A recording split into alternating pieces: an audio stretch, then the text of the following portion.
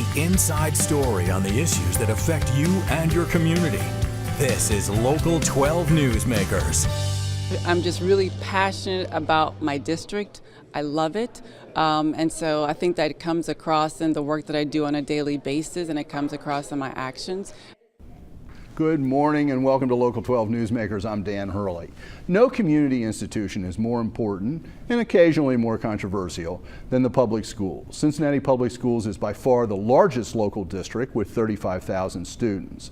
A change in leadership impacts people whether or not they have children attending the system. Mary Ronan, with her straightforward style and great tact, has led the district with a steady hand for the last 9 years. Since she announced her intention to retire, the district has conducted a national search which attracted applications by 58 candidates from 40 different states. On May 9th, the Board of Education selected a person they have had the opportunity to observe closely, in one sense, from the time she was a kindergartner.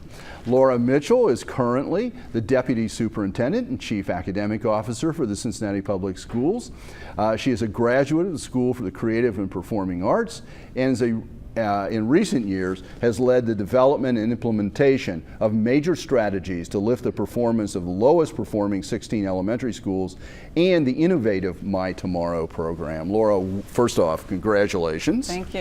And welcome back to Newsmakers. You were here a few years ago to talk about the My Tomorrow program, which you and I had some reasons to work together on certain aspects of that. So let's start with you.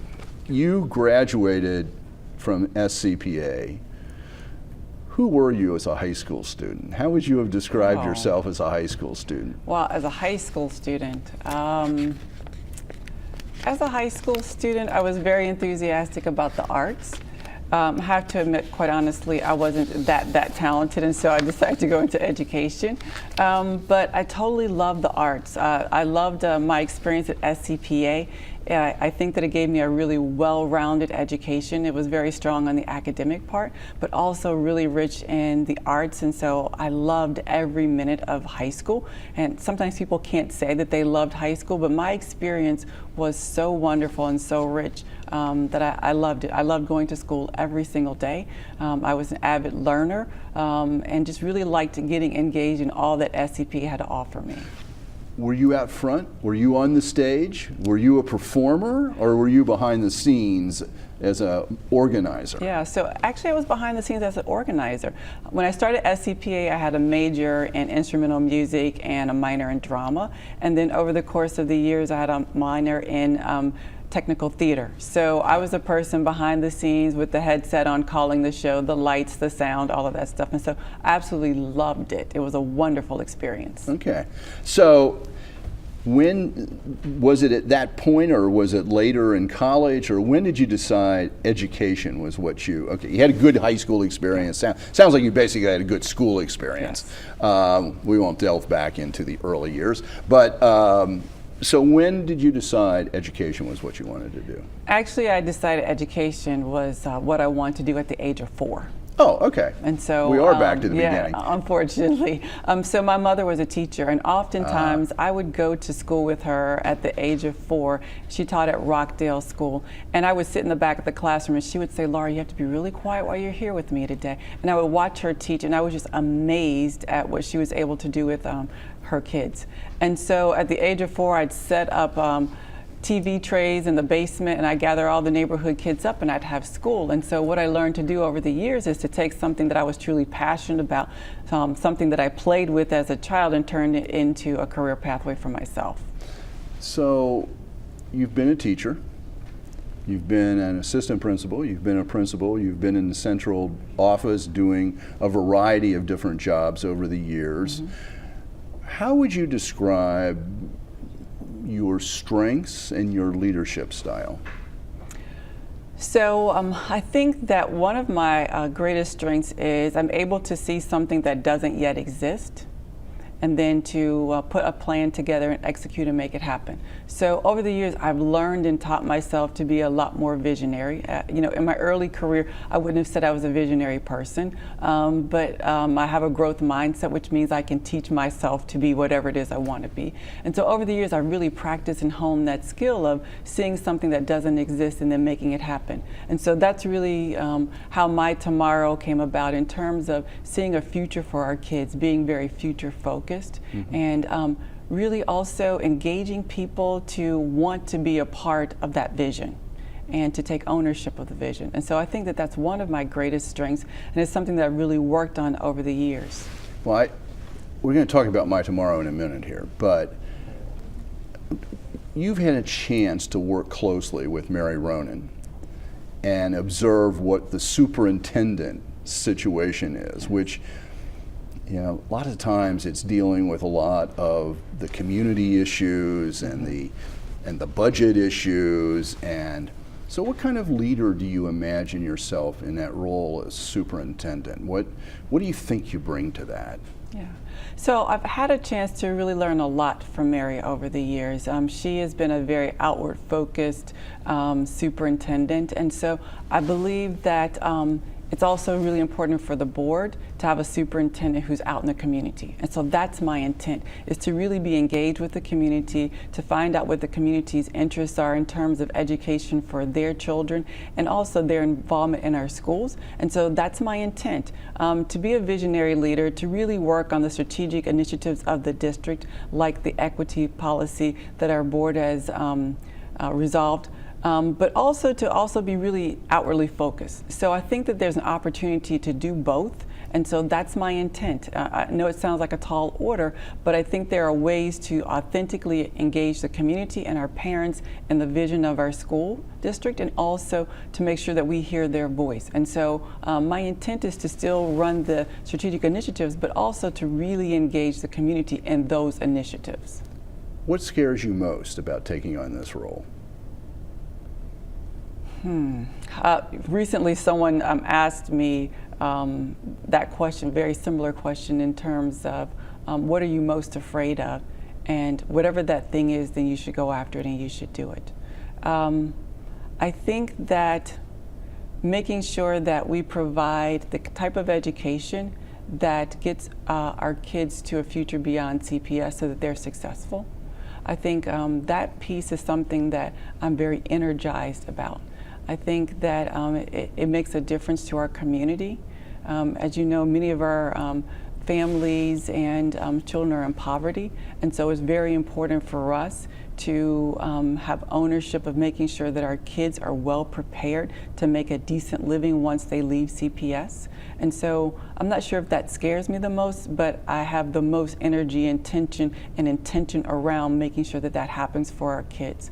I believe that the school district has done extremely well by me as a student, and I believe that all of our kids and families should have the same advantages that I had when I was coming up through Cincinnati Public Schools. I think a thriving city needs a district that is high performing, and our kids need to be able to leave our schoolhouses to make a decent living. I'm sure you hear the criticisms that are made about public education, which I frequently think people are really talking about not public education, but they're talking about center city education, where a huge percentage of the children are in poverty and face all kinds of problems. What is it that, when you hear those criticisms, statements, what is it you would like to say to people, or where would you like to take them and show them something? Yes, so when I hear those criticisms, honestly, I don't become defensive. I always think, let's prove them wrong. And so those people who are criticizing public education, all I need to do is to take you into some of our elementary schools, take you into our high schools, and you can see the wonderful, rich experiences our kids are getting. You can see kids who are being taught by teachers who truly care about them, and principals who help to create a culture of inclusion. And so many times people even think that our high schools are these huge, scary places. And I'd love to take you into our high schools so that you can see these are kids. They're the same kids that you see in the private schools, in the parochial schools, in the suburbs. Kids are kids. And I've learned that over the course of my time. When I first started teaching in Georgia, before I came back to Cincinnati, I taught in a very affluent school. And what I found is that kids are kids no matter where you are. They all have some of the same issues, some of the same concerns, some of the same dreams and loves and passions. And so I would invite those people to come and take a tour with me to see what's really happening in our schools on a day-to-day basis. Well, this all relates to a lot of the work you've done around My Tomorrow, and I want to set that up. So, over the last 5 years, Laura has led the development and implementation of a strategy known as My Tomorrow. It is not a program focused on a single school, but a multifaceted approach to learning that stresses more rigorous curriculum, more advanced placement courses, innovative teaching technologies, opportunities for community volunteering, and real-life exposure to a variety of job opportunities, some that depend on a college education, others that don't. We'll let some of the students explain the My Tomorrow program in a video produced by the district. Here are several highlights of what's ahead and what's making My Tomorrow so important to the future of all CPS students in our community. Technology is now a major part of our learning journey because technology tools will be a major part of the college learning journey and a major part of the workplace environment. These laptops and other digital technologies are key elements in the My Tomorrow initiative.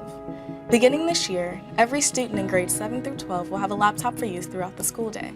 And a take-home device program is being created as well. That means better access to all the online programs and support tools that make My Tomorrow so special. So we see technology at work throughout the Cincinnati Public Schools network. For example, 6th graders in one school are now taking Algebra 1 at another school as part of a blended learning program. And more of our curriculum is moving online to prepare us for an ever-changing digital world. And technology will give us full access to Naviance and Playbook, the foundations of our online toolkit. Naviance offers activities that teach me about myself, my interests, my goals, my strengths, what do I want to do, and what classes and careers are available that match my strongest skills, and helps me prepare for college. Playbook, a software tool created by our CPS staff, uses this data to create plays and experiences that will help me achieve my academic and career goals. I log into Playbook and I have access to apps that address every aspect of my learning experience, including assignments, grades, and test scores. And Playbook is constantly analyzing my performance. If I need help in a certain area, Playbook can design practice assignments that will point me in the right direction. It's personalized learning for every student. So, it's always great to hear students, Yes. even if they've been scripted. I don't think they all was just spontaneous there. But as an old teacher in me, I just love to hear the students. And so this was introduced in 2014. Yes. How would you evaluate My Tomorrow at this point, at the end of the 2016-17 year? Sure. So if you look at, in terms of the programming, there's lots of glitz and glamour with the technology and advisory and blended learning. But at the end of the day, here's how we evaluate whether we're being successful. We look at our ACT scores. We also look at the percentage of our kids who are already accepted into a career pathway beyond CPS. And so that's the deliver of My Tomorrow, is that when students graduate, we already know what pathway they're going into because we've verified it. Either they're going into the military, they're going into the world of work, or they're going off to school, whether it's formal school, 4-year, 2-year trade school. And so that's what we've delivered on. Last year, 92% of our kids were accepted into a career pathway upon graduation. 78% of our kids actually applied to college. And so those are the things that we really look toward. We are looking for not so much the input in terms of advisory and the technology, which is important. It's at the end of the day, will that lead our kids to be successful beyond Cincinnati Public Schools? Will they get into a career pathway? One of the things that I didn't focus on in that video was the collaboration with the business community. Yes. Because it was a little too inside baseball and I have too many conflicts of interest there. Yeah. But through working with, and this is how I first met you, our leadership action class at the Chamber, there was this program created by the business community to help students understand job opportunities, some of which were college bound and then on, but some trying to bring out that there were a lot of other opportunities. How do you feel that part of this is working? Oh, it's been extremely successful. So we are so fortunate and so rich of a community of businesses and partners who really want to support us. And so you have Jane Keller from CYC and Doug Adams from PNC came to me and said, we want to provide something for you to assist your kids in My Tomorrow. What is that something we could do? And so the answer is create a network of professionals who will allow our kids on their work site so they can get those career-based experiences. And so we've had this board that's actually been led by the business community to do just that. And so they allow our kids into their businesses to do job shadowing, mock interviews. We do a huge career expo at Xavier University each year. And so it has been just an outpour of support from the business community to come along beside us and to really work to give our kids those experiences.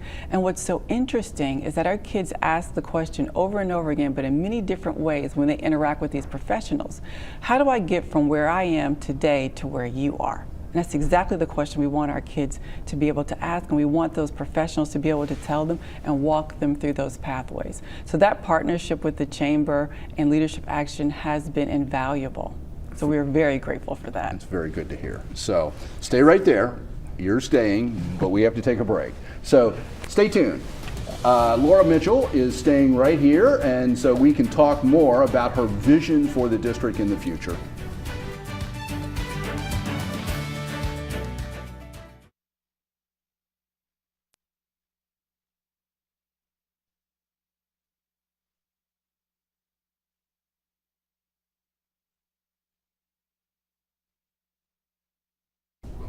Welcome back. I'm joined this morning by Laura Mitchell, the current Deputy Superintendent and Chief Academic Officer for the Cincinnati Public Schools, who will assume the role of Superintendent at the end of July upon the retirement of Mary Ronan. So one of the things about your career is clearly you've been concerned about neighborhood schools. Cincinnati Public Schools has been very aggressive about developing focused magnet schools, et cetera, whether it's SCPA, whether it's Walnut Hills, whether it's the Montessori programs, all of these things. And some people worry that the neighborhood schools have been left behind. You have really been focused over the years on that. And one of the things was trying to raise up the lowest 16 schools. How successful has that strategy been? Yes. So I think it's been successful. The neighborhood schools are near and dear to my heart because although I went to SCPA, before I went there, I attended Bond Hill Elementary School, so a neighborhood school.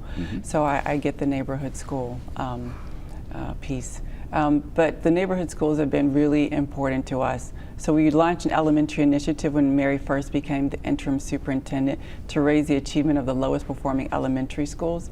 And within 1 year, we were able to significantly improve the achievement of those schools. So much so that we became the first and the only district in the state of Ohio to become effective. So raising the achievement of those schools actually lifted the entire district and the entire ship. And that was really important, not only to our board and to our community, but also to the kids and the teachers and the principals in those schools, because that meant that they were being successful and they were being deemed successful. So there's nothing worse than to see something negative about your school in the newspaper. Right. And so we were very proud of that work. And many of the magnet programs started to implement some of the strategies that we were using in those neighborhood schools because they were just good strategies. For neighborhood schools or magnet programs, it was good teaching. And so we were very proud of that work. The teachers and the principals and the parents and the community members really worked very hard to rally around our students. Sort of taken that to the next step, as I sort of read it, understand it, with Vision 2020 and a focus on neighborhood schools. So again, I want some students talking about this. So Laura Mitchell is a graduate of one of Cincinnati's premier magnet schools, SCPA, as she just mentioned, but she has spent years working to improve neighborhood schools. The Vision 2020 plan proposes new approaches to neighborhood schools. Let's allow the students at Pleasant Hill Academy in College Hill and Hayes Porter School in the West End explain what's happening in a district-produced video. At Pleasant Hill Academy, our school grounds will be part of the learning experience. We'll be studying in the classroom and then taking our lessons outside to the 18 acres of beautiful nature around us. It will be a hands-on school that will teach us critical thinking, leadership, and problem solving. So we won't just read about math and science. We will experience it firsthand. We'll learn about the environment in class and then find out for ourselves how we can take better care of the world around us. And we know from research studies that spending time in the world around us helps us feel calm and reduces stress. College Hill is a beautiful community with garden clubs and a farmer's market and friendly neighborhoods. Pleasant Hill Academy will help keep it that way. With a school that respects the beauty of nature and works every day to preserve it, it's the kind of school that creates neighborhood pride and engages both families and communities. I'll be making myself a better student, and I'll be making College Hill a better place to live.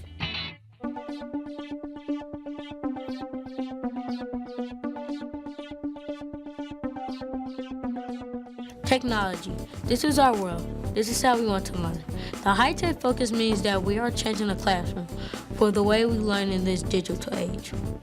We'll have tablets in kindergarten and first grade. We'll have laptops from second grade to sixth grade.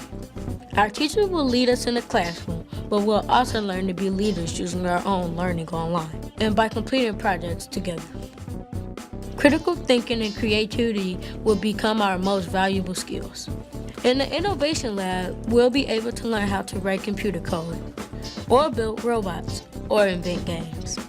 We will even have a makerspace where we can design and create our own products. We will have the skills and confidence to be creators, not just consumers of technology.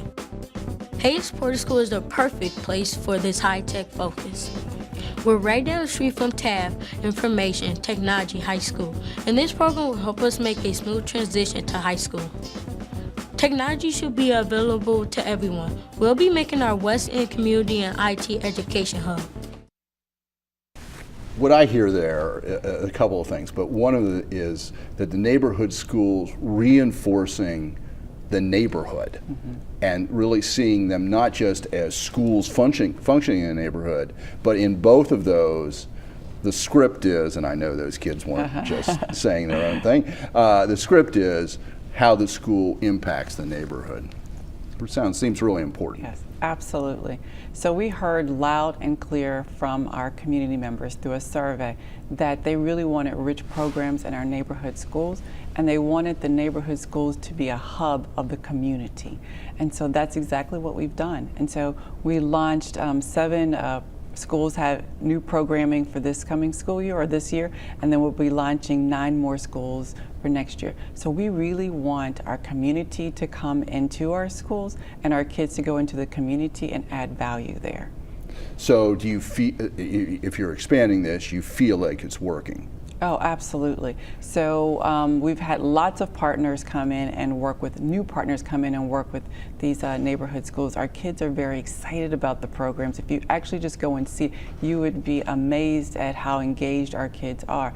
And those 7 schools this school year had an increase in enrollment. An additional 200 kids attended those schools. Now granted, some of those kids did come from other Cincinnati public schools, but some of those kids also came from outside of our school district, but a part of the city. So they've been very successful. Generally speaking, the district is increasing students, right? Absolutely. So we have over 35,000 students, probably closer to 36,000, if not more, next year. We actually gained back another 1,000 kids this school year. And so we're listening to what people want for their children and their schools, and we're creating that. And I think that it's drawing people back to our district. What about the early childhood component, the preschool promise, which just passed? I mean, there are some challenges there, but how do you look on that as both an opportunity and a challenge for the school district? Yeah.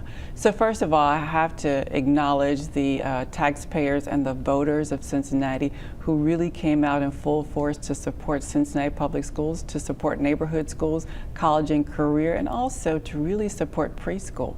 And so everyone knows that it takes a really strong foundation at the early levels at ages 3 and 4 for our kids to truly be prepared for kindergarten. And so we're really truly grateful for our taxpayers for that. So we're working through how we're actually going to increase the seats, not only within CPS, but also with some of our independent providers. And so it really is a collaborative relationship that we want to work together to do what's in the best interest of our smallest children. Well, we're basically out of time. You will be back. Again, congratulations. Thank you. Best of luck as you move forward and get prepared to take over August 1. And certainly tell Mary Ronan best of luck as she takes on retirement. Thank you. Will Thank do. you very much for doing this. Thank you. Thank you for making Newsmakers a part of your Sunday morning. Join us again next week to meet the men and the women working to shape our region for a better future. Have a good week.